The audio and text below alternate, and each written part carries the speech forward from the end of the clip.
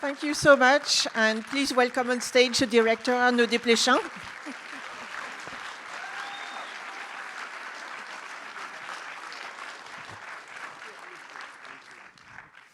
I'm glad you're on time. It's always a pleasure to have you here when showing your film and talking with you about cinema and your film and how you make the film and the inspiration. So thank you so much for No, it's always coming. my pleasure to have a discussion with you, Florence, and to speak with our boss, heavy French accents, in front of an American audience about cinema. It's great. No, I know, your English is perfect, so it's all good. No, it's not. Yours is perfect. It looks like a sort of comedy with Jerry Lewis and Martin, and whatever. That's part two. I was wondering if we could maybe start the conversation talking about music. It's the first time that you use such a strong theme and inspiration where the movie is really set about music. It's nearly seems like it's written like a partition as well, in the way you use the rhythm and the construction and the development of the characters. So there's that part, and of course there's also the way you work with Grégoire Hetzel for the score. It's like your long-time collaborator, and you work so well together that I also think it helps in setting the rhythm of the film, the way you use the score. So it's nearly like a two-part question in how you constructed the music and how you use the music as a theme for the whole film. I think that the rhythm, the pace of the movie, is coming from a new collaboration with Kamen Valkovsky, who is in the theater tonight, I think, which is that great, so talented Fred, yeah. And he brought the idea, Kamen brought the idea of having this composer coming back in his hometown and meeting this child and thinking, it's just me, but as a child, So that's an idea that Kamen was proposing to me. And because of my temper, the idea that I brought to Kamen was another idea, which was the cemetery scene where, a very young widow, too young, it's too young for her to lose her husband. It's so cruel, so brutal. And he passed so suddenly. So she doesn't know where the emotions is in her body, she doesn't know. And so she's Gentile, she's going to this Jewish funeral, and she has to speak. And we know from the beginning that her husband was a wonderful storyteller. And suddenly she's saying, oh, by the way, he told me a funny joke. And she's starting the joke, and it's an obscene one, a very embarrassing one, And so it's so fully embarrassing. And so I said to Kamen, I would love to have a story, a melodrama, about this woman, about Claude and her loneliness in the cemetery, feeling so stupid, and I would rescue her, from that scene. And Kamen was saying, no, let's do a mystery movie, with the children, the child in the park, etc. And my question to Kamen was, yeah, but who is the child? He said, the child is the son of the girl in the cemetery. And we had the film because of Kamen. And so Kamen brought this idea of splitting the film in two parts, which is not that common in history of cinema. There are few films which are in two parts, but So that's the rhythm of the film. And Kamen brought the idea that we would have musical scenes, scenes with the pianist, etc. What I loved in doing it was the fact that in that scenes of music, which usually in films are pause, moments where you are just listening at the music, is scenes full of suspense. I'm thinking about the first scene, he's arriving, as a drunkard, just after with the hangover, he has to perform with Elena. Will he succeed or will he fail? So each scene, musical scenes, were full of suspense. So that was the thrill in filming them. And we worked with Grégoire, my old companion, on the different pieces that you would hear during the film. The Bartók, the Bruch, the Chopin, etc. And so that's how we proceed. And the score. I would like to speak about the score because I was listening while you were seeing the film, the end credits. you know, because we had so many musics that we couldn't add, Grégoire and I, we couldn't add a score, you know. What can you do after Bartók? Nothing, you know, I mean, Bartók is the king, you know, so, you know. And so, because I'm a great fan of, so yeah, in the corridor I was listening at the end credits, you know. It's an Italian song coming from an obscure film, from an obscure Italian director that I love, Piavoli. And I think that the song, it's a documentary piece about the country in Italy. And I think it's Voices nel Tempi, or something like that. And I love that Italian song and the sweetness of it, you know. It's not a classical music. Thank you. There's a lot of recurring theme in your film that come back here, and also new one. You're always interested by the past, by the weight of the past, by memories. And you say something that it's actually the character of Elena that mentioned it, which is the shame of the past and how it helps you to, or stop you from living your life. And I would like to hear more from you about that sentence and what it means for you within the whole frame of the film. It's the shame of the past, and why can't you move forward because of the shame of the past? I love your question. You know, I'm so old, you know, that since a while, you know, I'm learning old poems, you know. So right now I'm learning Little Gidding, the poem by Eliot in the 4 quatuors. It's an awfully long. Feel safe, you know. I won't recite. Yeah, I won't quote the poem right now. You know, it's impossible. Plus, I'm learning it in French. You know, but Eliot, you know, T.S. Eliot is speaking about this shame of the past, of what we did, what we experienced, where we failed, etc. That you have to carry your past, you know, and that it's heavy. And I think that scene in the cemetery. I think the beauty of it, of this young widow, is that she was that foolish that to impress a friend in a train when she was 19 years old, she said, "Okay, I will stop the pills." You know, yeah, but if you were pregnant, you know, and she's saying, "Oh, the first one, you know, will win." It's a stupid joke, but who could judge someone who is 19 years old? You know, I can't judge someone of 19. You know, I have to accept them. You know, I have to accept her. And after that, she paid the price. You know, she had this child, and the child was the child of Mathias. Was it the friend of the child of Pierre? We don't know exactly. You know, and she has to carry this sin, this transgression. You know, and thinking of that, I think that which is what I love in Close Journey is the fact that she loved to be the wife of Pierre. She didn't love that much of being the mother of Simon, but she's accepting it, you know.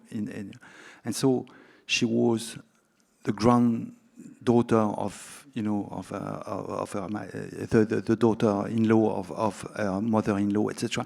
She was all this, but she was never Claude. And her journey through the film, she will start to accept herself and start to accept her past, or to get rid of it. We have to get rid of it.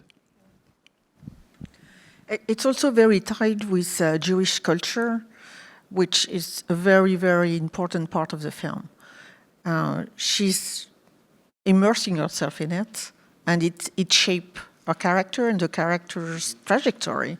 And it's also something that's close to your work that you've had in previous film, but it's really, really present in here. So do you do a lot of like additional research to get something close to the ways of Jewish culture will affect the trajectory of her and the son? It was important for me because it was shocking. You know, I couldn't answer to the questions. You know, each time that I'm making a film, plus it's bizarre to speak about that in New York. You know. Arnaud, what do you think exactly about the Jews? You know, I don't know. I have no idea. You know, I have some friends.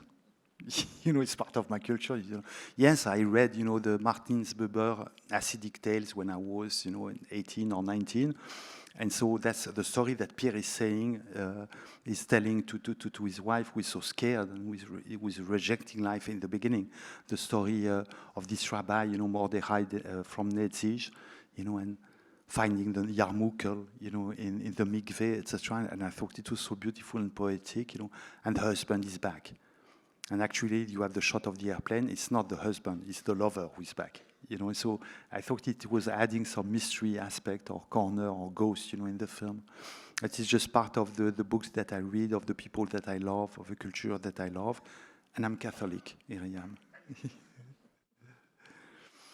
But I would like to share that with you, you know, because something that I learned from a spectator in the audience, a person that I cherish, you know. And this person said, after looking at the film the second time, he said, you did something quite good, you know, it's in the film, is, you know, carrying the past, you know, how to get rid of the past. In the last shot, it's not the last shot because you have an epilogue, you know, after the hotel scene, when Claude is leaving, she's barefoot, you know, holding her shoes. And the following scene is Mathias arriving to play the piano contest, and he's taking off his shoes. And it's good to feel your 2 feet on earth, to exist just simply, you know, to feel the earth under your feet, you know. And strangely enough, when he's going to the park, he sees the kid, Simon, and he says, you should be careful with your shoes, you know, because you could stumble. Be careful, you know. And I love the fact that he wants to protect the kid, and he doesn't need to be protected any longer. There's always stumbles in your films. People fall down, they hurt themselves, but they carry on. Yeah.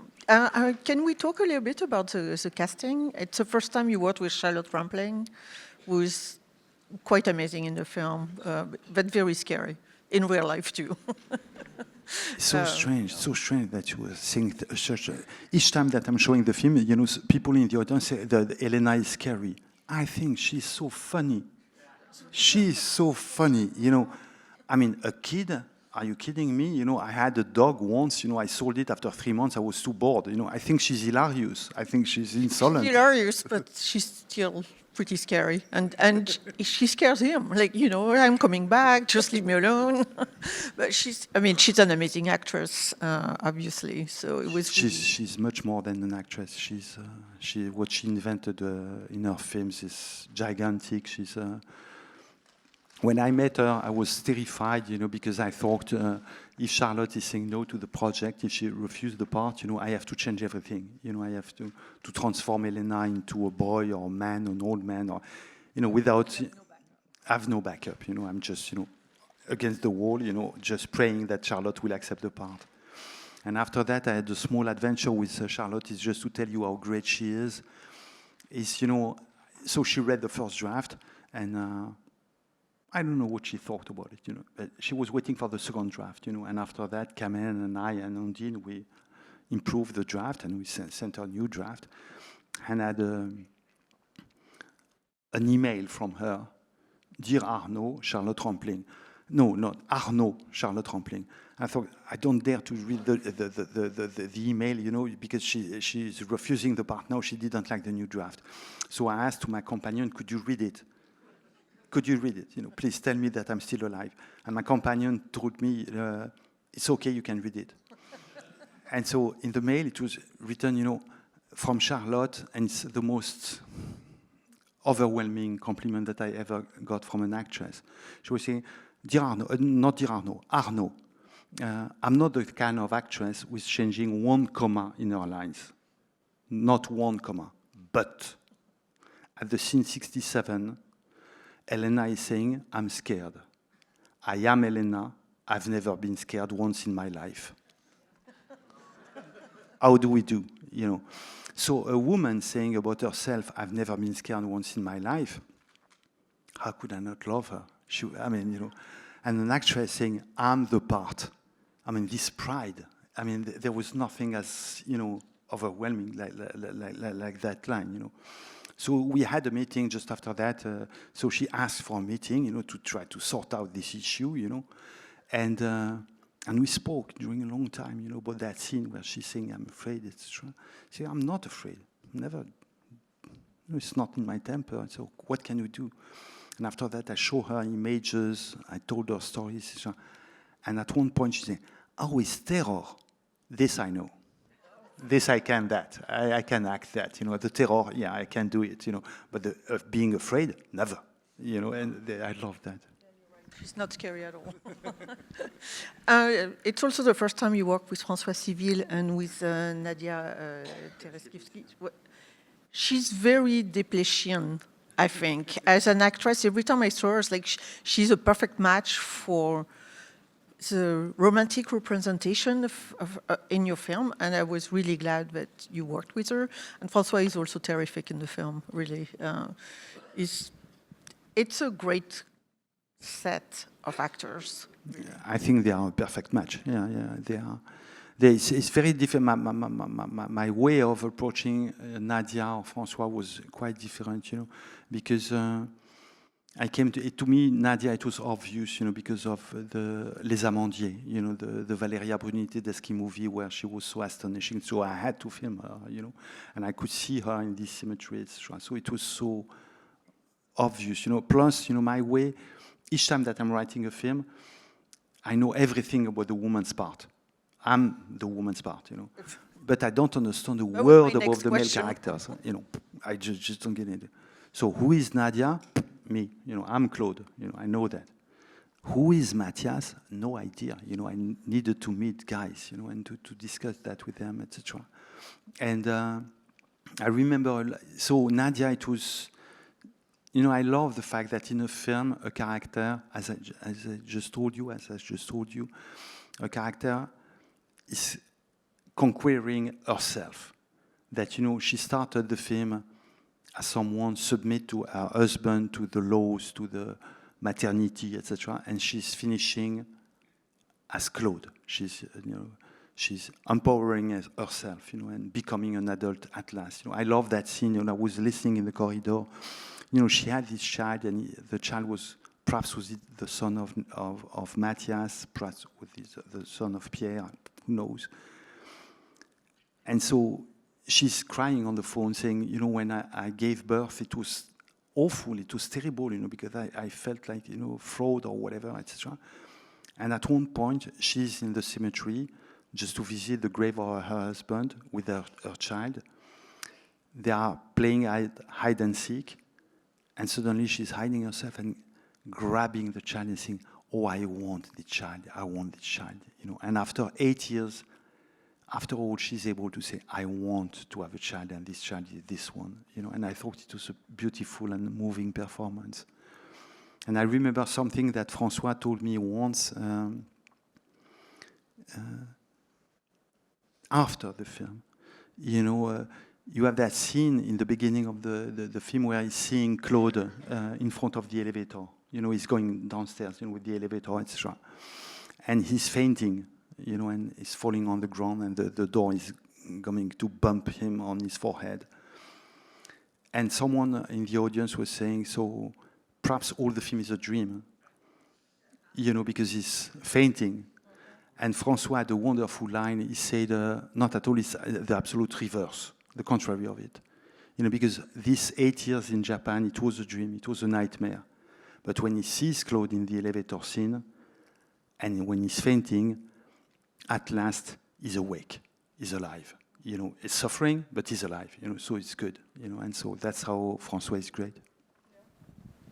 But it's something that you just touch on, it's the way you write a woman's role, and who she is, and it always makes me think of Truffaut, the Mississippi Mermaid, where the roles are very reversed, and I really find this also in the way you nearly reverse their characteristic. He faints, she doesn't. She flees, but he's the one fainting, and it's quite funny with the door banging like this. And you write a woman's role and the character and the way they express themselves in a very, very deep and knowledgeable way. You really think about it. It doesn't seem random. It could be surprising, but it always rings true. And realism is not what you go for, but when you write their dialogue, when you write what the woman would say, you'd be surprised, but it's always true. I hope so. That's what I'm trying to do. I love that scene in the park, when she's joining him, saying, hi. That's right, they're sitting. Say, why do you like music? I'm just bored with music. she's the boy, you know. And saying, oh, music is like this. Oh yeah, do you really think so? You know, she's the guy, you know, and he's the girl. I love to revert the parts, just like in the Mississippi Mermaid, as you mentioned it. Yeah. We have time for audience question? Yes, and there's microphone? Correct, okay. So raise your hand if you want Arnaud to speak longer. I can't see, is there someone moving No, there? she will have questions. No, I have more, but do you see anyone? Yes, okay.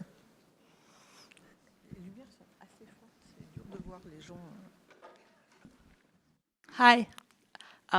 I just thank you for your films. They're very, very important to me at different times in my life. I'm curious about how you think of your films as a whole, because as I look back on so many of your films, they speak to each other, because the young children with their fathers who aren't their fathers, or the women who are loving more than one person and then thinking about that to move on, or so many repetitions. And I wondered if you had a thought just about having made so many films with these repetitions, if you see it as a movement of films that are speaking to each other and somehow connected. You mean about all of Arnaud's film, right? Yes, yes.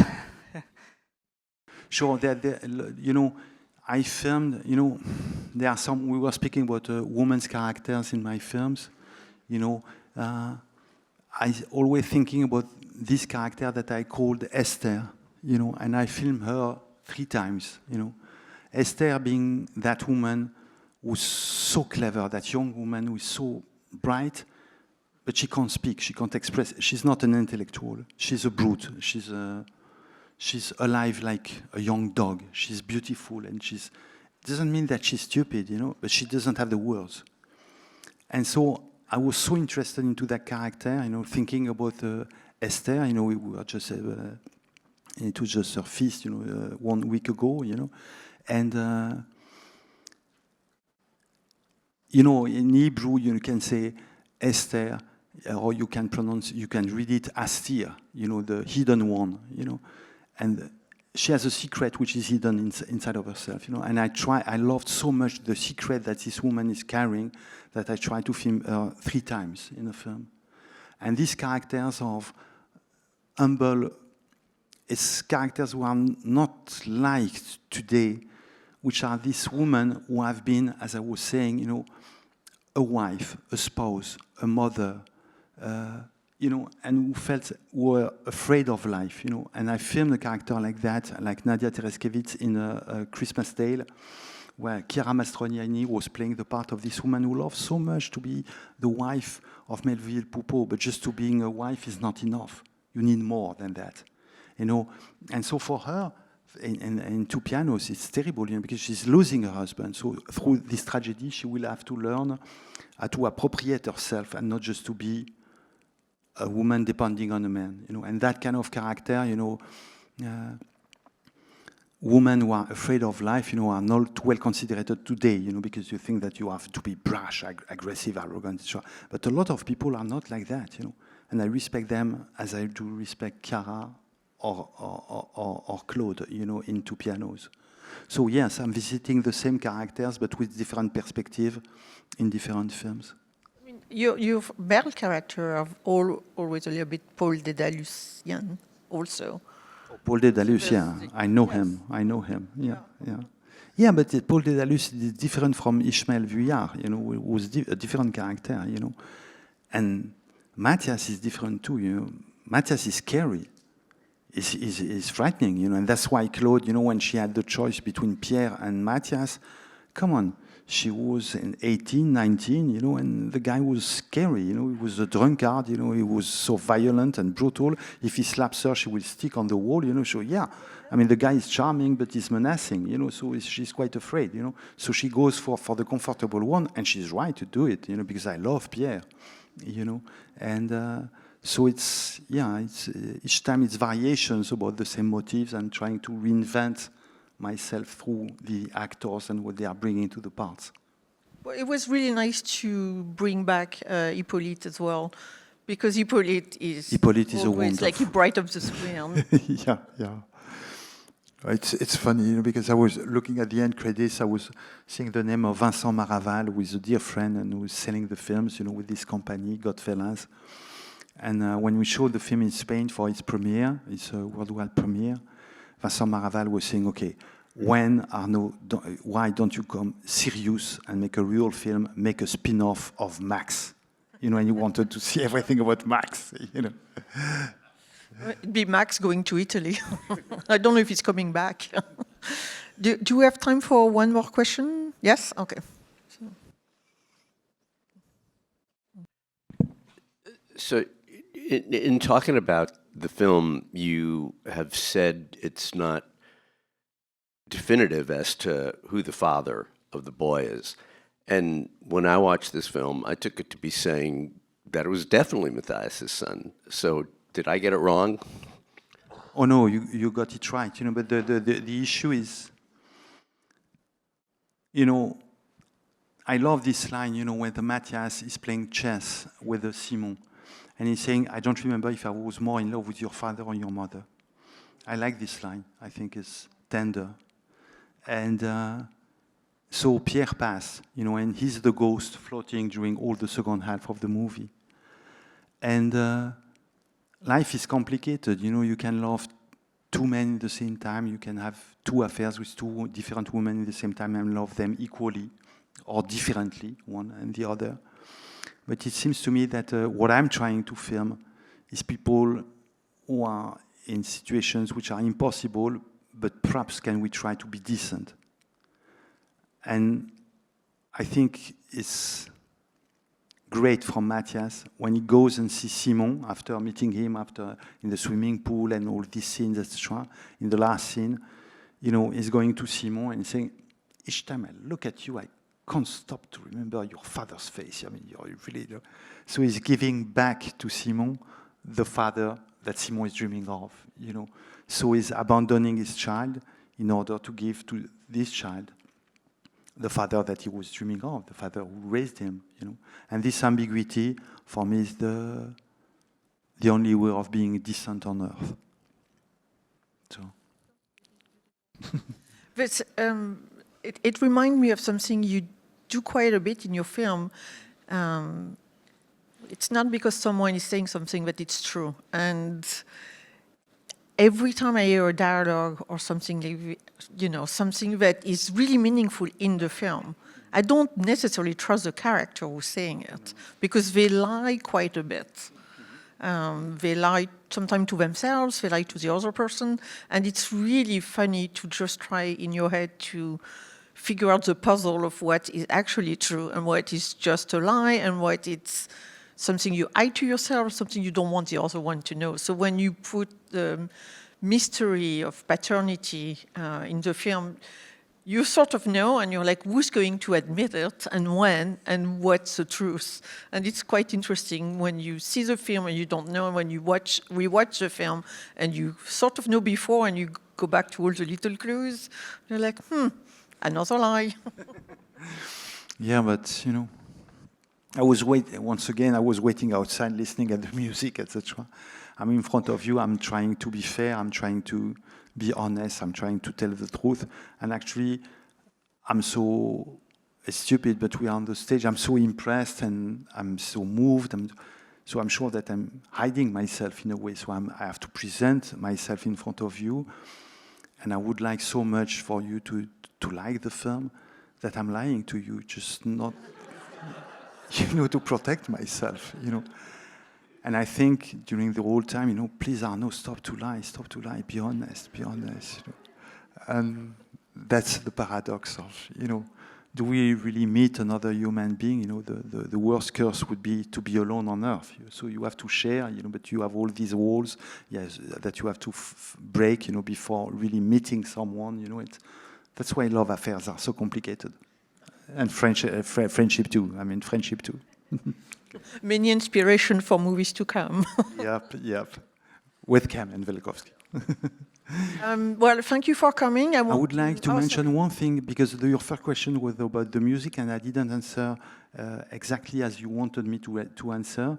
And because I'm in US, I'm in New York, etc., I wanted to pay a tribute to a great musician who just passed recently, and it was Pharoah Sanders, who gave us the right inspiration for the free jazz music, which is in the score of Grégoire Hetzel. So thinking about Pharoah Sanders and his rebellion and his wild way of playing the sax, what a musician, how America is great. Vive Pharoah Sanders.